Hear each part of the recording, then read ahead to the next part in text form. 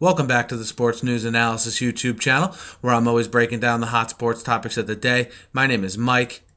Along with the NFL draft stuff that I'll continue to do, from now through the day of the draft, I'll definitely be doing some NFL free agency stuff, a lot of videos here in the next couple of weeks, as signing happens, as news breaks on the free agency signings.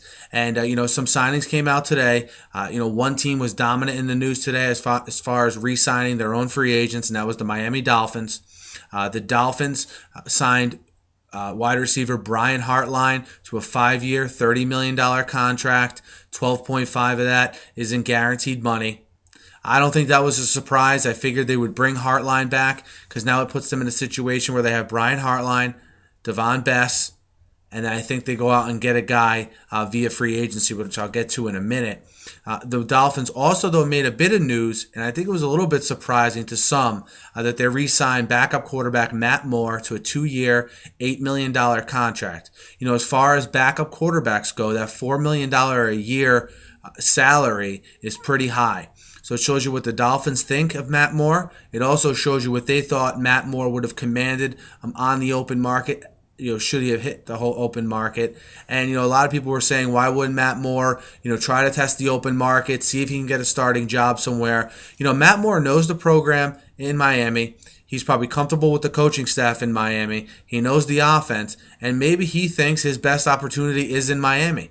Maybe he's seen Ryan Tannehill play here for his rookie season and thinks that eventually he'll get his turn in Miami to get that starting job back. So, I think it was a good move by the Dolphins to re-sign Moore because I don't think there's a backup quarterback in the free agency market they could have gotten that's better than him. So when you're looking at retaining your own players, you look, is this guy the best guy I can get? If the answer is yes, you already have a rapport with him. Why not try to get a deal done with him? The Dolphins have other free agents, though, that definitely garner some watching here as the free agency period begins. Most notable of those is Jake Long, their left tackle. Jake Long, it'll be interesting. He's coming off an injury, but, an injury he's expected to fully heal from. And, it's reported that he's going to be looking for $10+ million a year. Reports also say that the Dolphins are not willing to give him $10+ million a year. It remains to be seen what the open market will bear for a guy like Jake Long. With a lot of these things, you just don't know until this free agency period starts.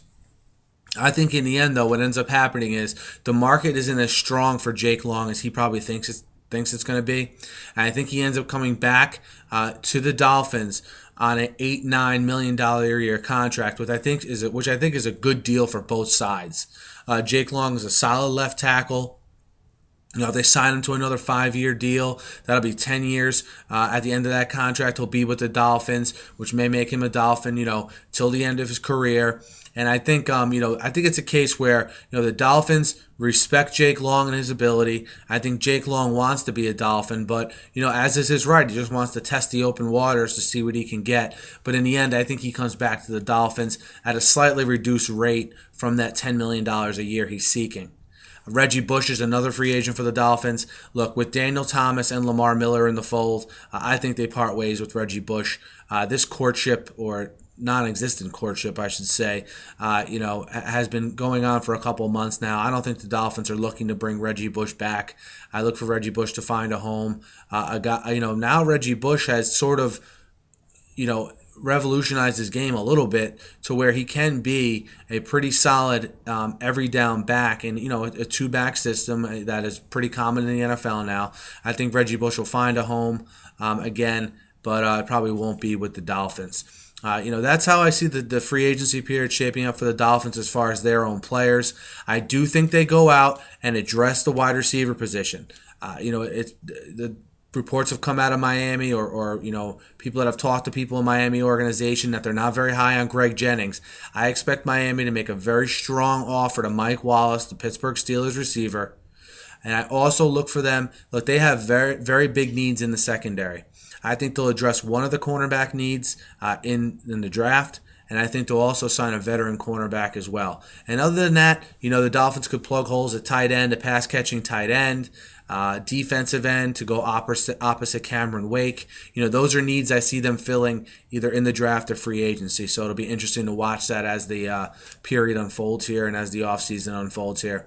Be sure to let me know what you guys think of the Dolphins moves, what moves you see them making, who would you like for them to pick up. Hit me up in the YouTube comments. Hit me up on Twitter at SNewsAnalysis. And guys, you'll see from looking at my channel here, I cover the NFL, college football, Major League Baseball when that season gets started, wall to wall, 3 to 5 videos a day. So be sure to subscribe to my channel and you'll get all of my videos delivered directly to your inbox. Thanks again for listening, guys, and have a great night.